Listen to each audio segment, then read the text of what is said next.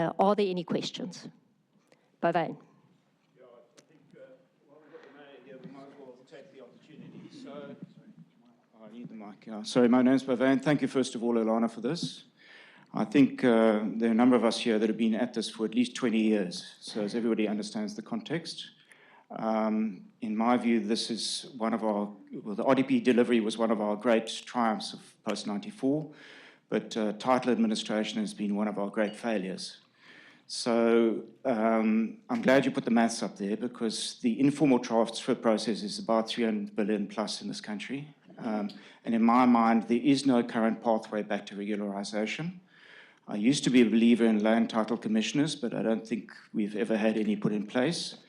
So I'm here to beg, because the mayor's here, the fourth program we're missing is the one where effectively you can license ownership for a period with the city, like you get it, like you can license a car, you would license the property if it's under a certain value, and then we have to create a pathway back to regularization for that property. Because, I mean, the work's fantastic. We all know it's terribly rewarding when you get a solution, but it is, I'm going to be blunt now, it's a small subset of the problem. So the bigger problem is where an informal transfer occurred, and I want to add to what you said. These informal transfers are occurring as a rational market mechanism. People are not making ignorant choices. They're making practical, rational choices based on the circumstances they live in. So for me, if we can develop as a pioneer in this town a licensing program, I know it's not, the policy frameworks are not fully in place, but we have to start with somewhere, because we have a million properties at a minimum that are informally transferred in cities, forget about communal land in rural areas, that at the moment have no pathway back to formal title and have never had a pathway back to formal title since '94. So that would be my plea, and thank you again for everything that's been done here. Okay. Thank you.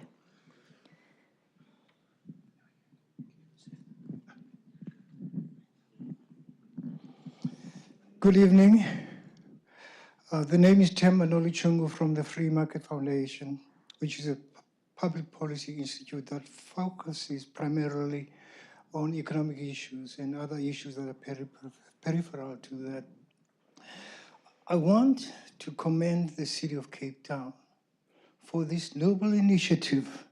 It is indeed very, very noble.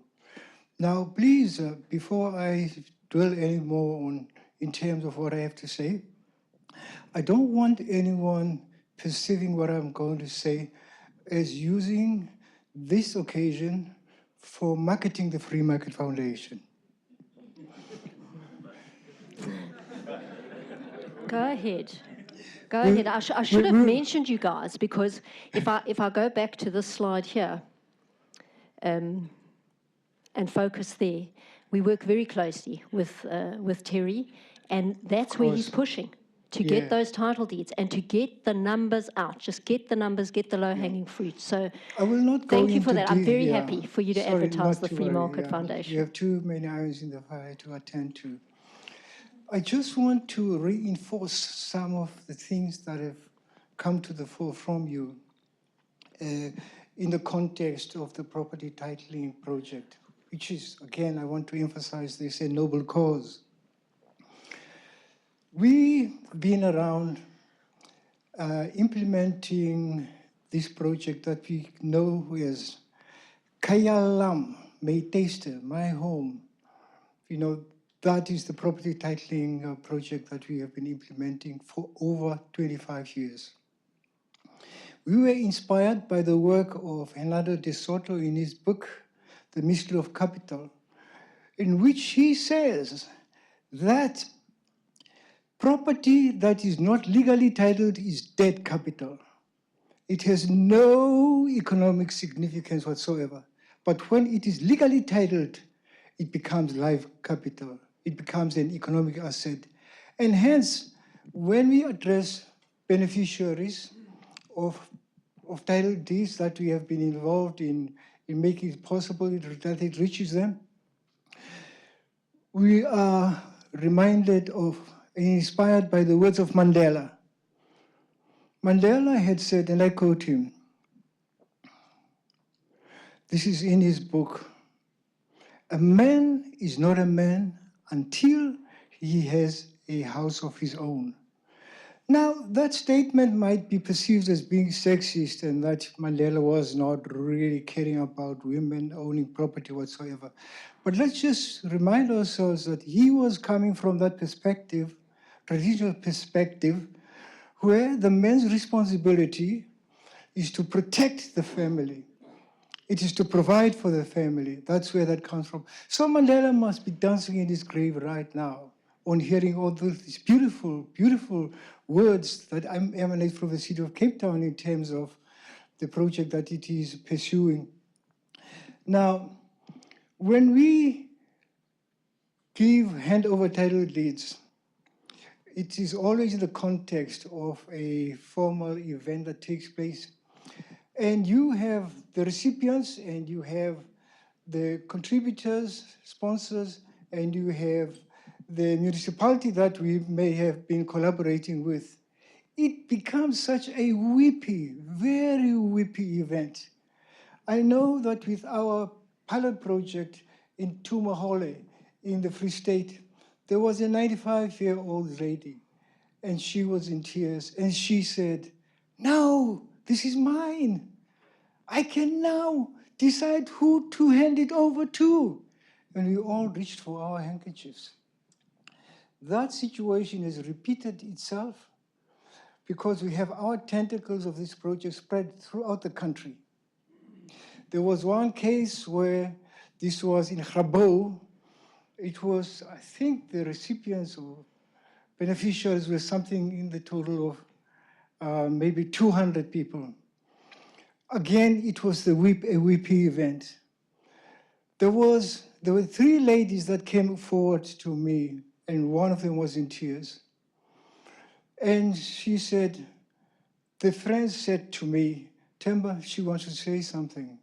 And I was listening. She was in tears. She said, "I wish my husband was here. He died last week. I wish he was here to celebrate with me." It was difficult to respond to that, but I did my best. And I said, think about this, that she is looking at you from wherever he is. And she said, "Oh, that makes me feel better." Now, this project is the single most important thing that can be done by the government at national level, provincial level, and at municipal local government level. It is the single most important thing that should be pursued. And you should have all the support, meaning the city, that this project desires. I want to mention something. When you have a title deed, the logic of that to your house, the logic of that is that you take a second look at your house. You want to make improvements to the house. Nobody tells you to do that. It is something that's intrinsic in the principle, the logic of private property ownership. And when you have, last word, when you have a title deed, and this everybody understands, and we make them understand and appreciate this, you become part of the national economy.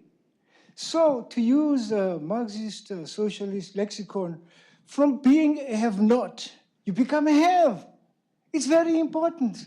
Somebody in Danone, somebody in any of the areas where you have been operating becomes a national asset by virtue of ownership of the property.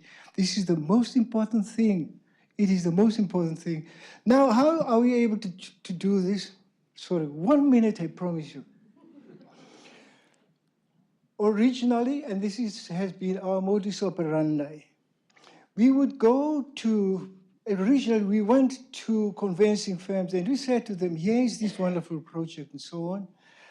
And we talked about the 1913 Natives Land Act that had economically emasculated black people in this country.